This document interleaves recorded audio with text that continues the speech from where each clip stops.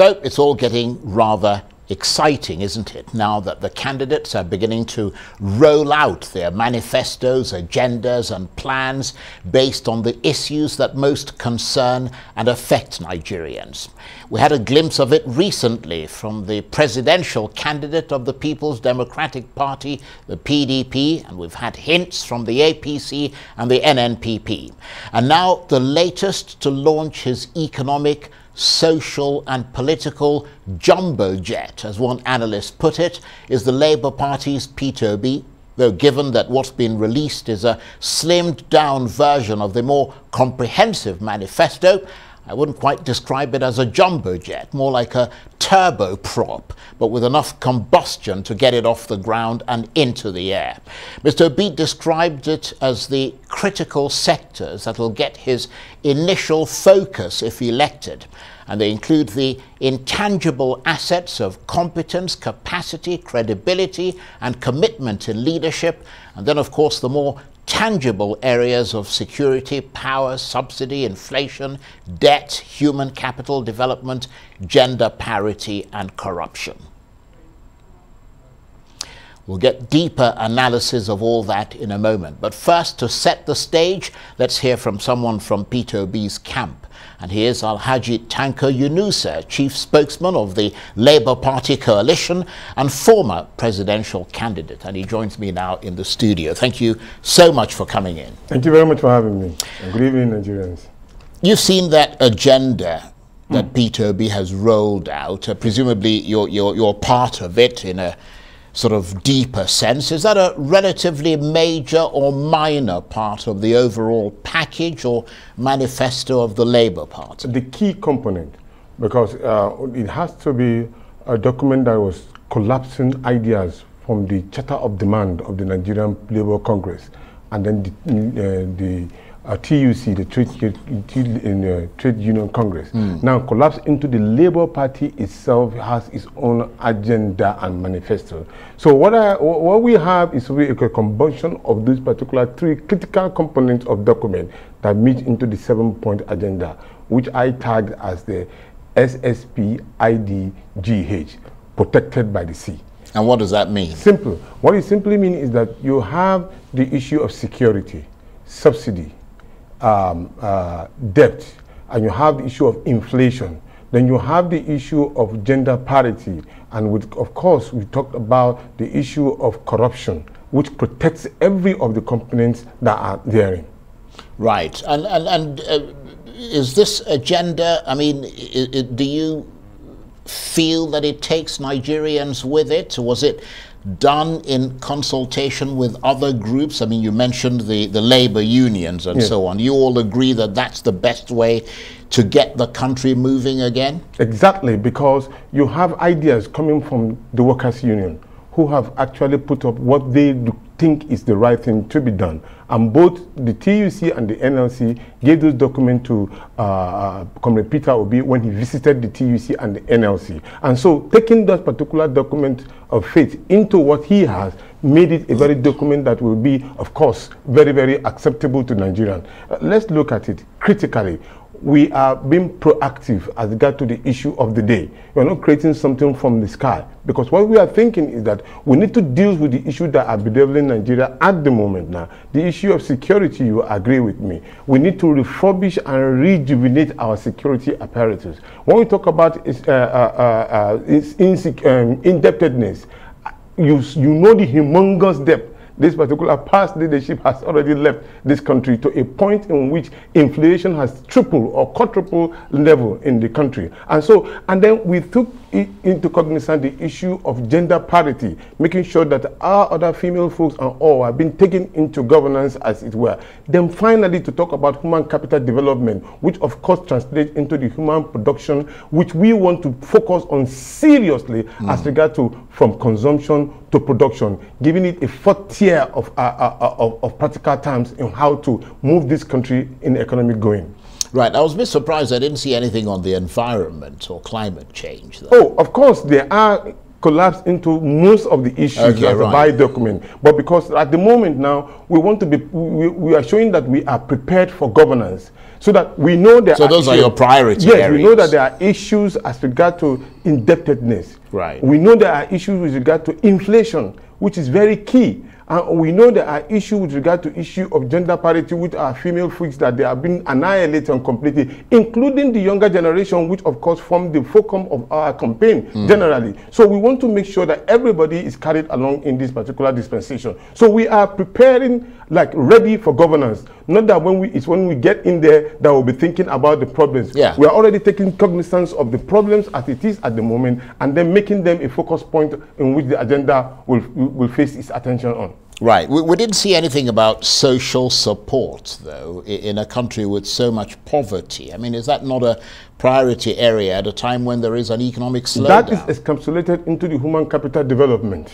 Right. Because I read your thing, and, yes. and it didn't sort of, I mean, poverty is such a big issue in this country. When you take care of the human capital development, you are taking care of the issue of poverty. Yeah, but I would have thought that obviously when you talk about human capital development, yeah. it involves a lot of areas, exactly. education and so on and so forth. Exactly. But you're talking about the immediate crisis of poverty, people who simply can't afford to continue the way things are. So they need an immediate sort of injection of support. Of course, that is why in which when you provide the enabling ground for people to triumph, to take care of issue of power supply, for example. There are Nigerians who are independent of themselves. They like to grow things on their own. They don't like to depend on people. And so therefore you provide the enabling ground so that they can survive and take care of their needs. And of course, you know, collectively when they are productive, they are helping the economy of the nation. So these are the key areas that will of course provide an enabling ground for them to triumph as individuals, to make sure that they do what they need to do to earn their living with integrity and living standard that they deserve. And of course, there were what was described as the intangibles, which yes. go into leadership, you know, credibility, good governance, and all the rest of it. And the idea is to end bad governance in Nigeria and, in a sense, help to elect effective leaders from here on, which you believe was not the case in the past. So you're talking about a mindset shift. Because our principal has made it critically clear that for you to take a leader, he must have character, he must have credibility, he must be competent, and there have to be compassion. Because those things are missing in the leadership that we've already seen. So the 4 C's from the kind of a basic ideological belief of a leadership that we all yearn for. When you have character with traceable record, just like Peter Obi has, what he has done in Anambra, which is very, very clear, and people have seen and people have heard. And even though some of them are flagging strongly hard to make sure that they debunk it, but then they are verifiable fact. So when you have character and commitment, and you show of kind of consistency and competency, which is the key word, with a lot of compassion, because Nigerians need compassion, considering the situation of the decay in the system, what they have suffered so badly. People have been ruling them with a lot of no empathy at all. They don't even care whether they are surviving or not. We take a look at the people on the grassroots, from the local government, from the world level. Nobody think about how they survive. And that is exactly what we want to eradicate. And I guess that is the reason why the message that Peter Obi has been sending to the Nigerians is resonating with them, because they believe that that person has character, has competency, has characteristics, and then competency at the same time. He has compassion for the Nigerian Well, people. obviously, the ultimate measure of whether or not that message is resonating with them is the ballot box. Yeah, of course. We'll talk about that in a minute, but the idea basically of what you're saying is that you take a look at why Nigeria is governed so badly, and you put in place interventions that will stop that. Immediate ones. In this case, you know, before you actually get elected, I mean, the first stage, that is, if you get elected, the first stage is to get people to participate in voting and electing more trustworthy, responsible leaders. Sure. Now, as regard to issue of making sure the vote of the people counts and the people actually vote, we have had, for the first time in the Federal Republic of Nigeria, the best independent day that any country could have declared. You mean in terms of rallies and Of so course. Yeah, I'm going to get to that in a minute. But what I'm trying to understand, because we talked about getting more people to participate in voting, electing, all that stuff.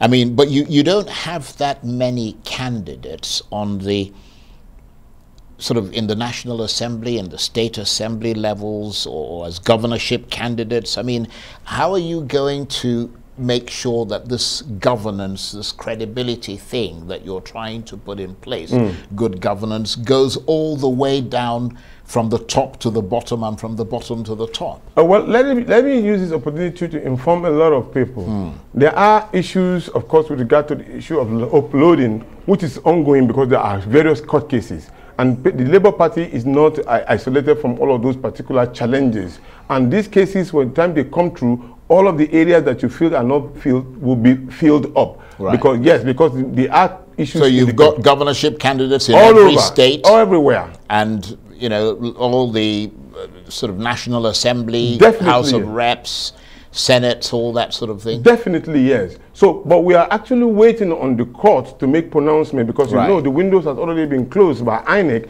But then when the court makes pronouncement, all of those areas will be filled up equitably. Well, that we are counting on, and seriously so. And with regard to the number of people, don't forget the statistic that shows just recently by INEC shows that there's about 12 million Nigerian youth registered to vote. And out of that particular 12 million, within the age of 18 to 35 are Nigerian youth, and they represent about 8%.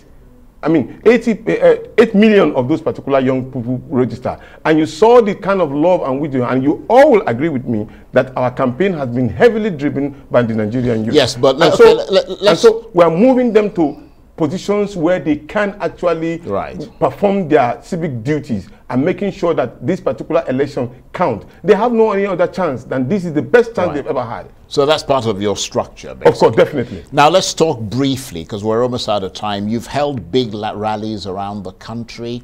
The biggest, as you mentioned, several cities on Nigeria's Independence Day. But I heard Reno Omokri, a former aide to President Jonathan, saying rather in criticism that rallies lead to, or rather rallies tend to excite the base, but they don't expand the base. He says that what will expand your base is canvassing, and the Labour Party is not canvassing. What's your reaction to that? Because I mean, you were on that same program when he made those comments. Exactly. And it's interesting. I want to thank Reno for it's a free consultancy. As you know, we don't give shishi. But then, of course, the pre-consultancy that he gave has already been taken care of. Because remember, they started by saying we don't have structure.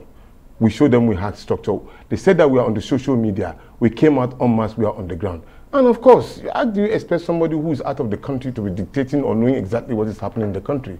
Obviously, he would know. He's enjoying himself in London. We are here battling the ground, and we can tell him authoritatively that our people are on ground and they are ready to take back Nigeria. And that is exactly what they are doing by coming out en masse and showing that how exciting that particular moment was. And I know he himself was excited by the coming out of the Nigerian youth. Yeah, but the other point he made is that when you hold rallies, you're preaching to the converted, basically. No, particularly he even said that we're singing to the choir. And I said the choir had answered loudly, credibly well. And he himself, where he is, he's hearing the voice of the choir resonating in his mind and knowing that, oh, this is trouble. Nigerians are ready to take back their country. So the issue is this. We are canvassing. We're not canvassing only on the street. We are canvassing along the polling unit. But we will not go outside, of course, and tell him what our strategies are. But he can be rest assured that Nigerians will be around their polling unit. Let me give an example.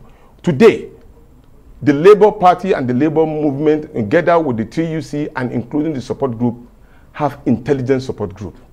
They have finance support group. They have mobilization support group. They have youth, female and women with disability. All of these support groups are on the ground. And I challenge anybody, this is my second time of challenging anybody, can they mobilize such a humongous crowd just in one day, in one sweep? No.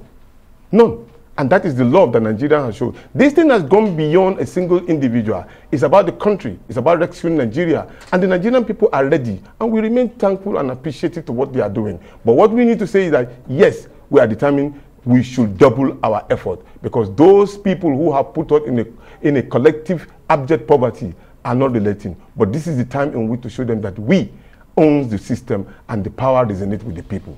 And you've got the stamina to last the course. I mean, there's a 5-month election. I mean, a campaign period. Taking an example from our principal, you'll be surprised that he's already outside the country. He has been to Kano. He has been moving at the speed of lightning. We are his full soldiers are also moving in the speed of lightning. Can you imagine that after the independence, as of today, there are rallies going on? We are prepared. The energy is from the Nigerian people. When you work together as a team, there's nothing you cannot conquer. And the Nigerian people are ready to conquer back from all of those people who have put them in perpetual poverty.